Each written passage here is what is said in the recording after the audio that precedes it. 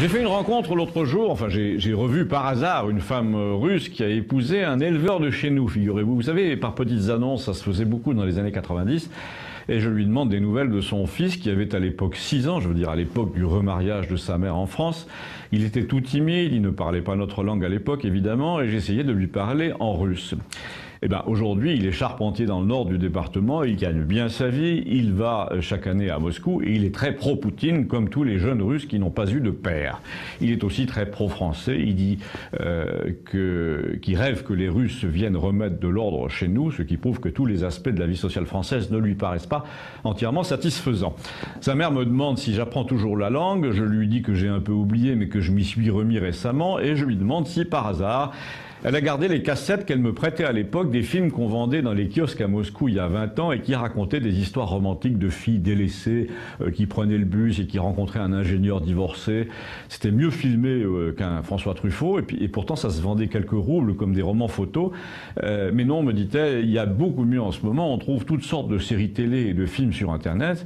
Alors le soir, je vais voir et en effet, on trouve sur YouTube une foule de choses variées, de séries dramatiques, de longs métrages, des émissions de variété, même de télé-réalité, mais doublé en anglais.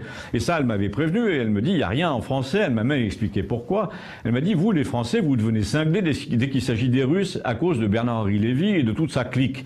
Quand on voit le nombre de programmes américains violents, sadiques, minables, de séries californiennes où l'on dépèce des cadavres que vous faites doubler toute l'année pour décerveler vos propres gosses, il n'y a pas un seul de vos directeurs de la programmation qui disent, tiens, si on essayait de traduire cette série russe un peu fleur bleue qui se passe dans le milieu des pilotes de ligne, comme ça pour voir.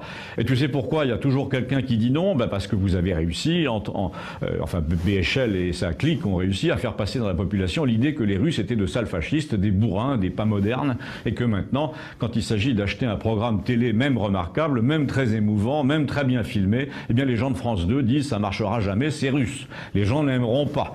En plus, il n'y a pas de noirs dans les feuilletons russes, hein, c'est pas étonnant, il y a très peu de noirs à Moscou, mais on te répond justement c'est pas normal, vous devriez avoir honte.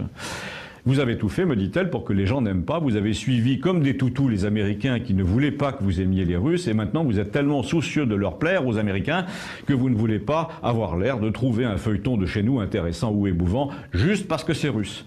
Eh bien, les Américains, eux, vos maîtres, pourtant, ils font doubler et traduire plein de choses, y compris des choses russes. Ils sont même moins sectaires que vous, mais quand tu écoutes les imbéciles, là, ils disent que les fictions russes, c'est pro-Poutine.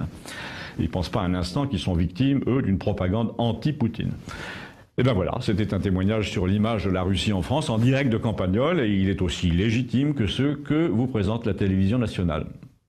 Si vous voulez témoigner vous-même, si vous connaissez une fille russe qui a épousé quelqu'un de chez nous, merci de me le dire.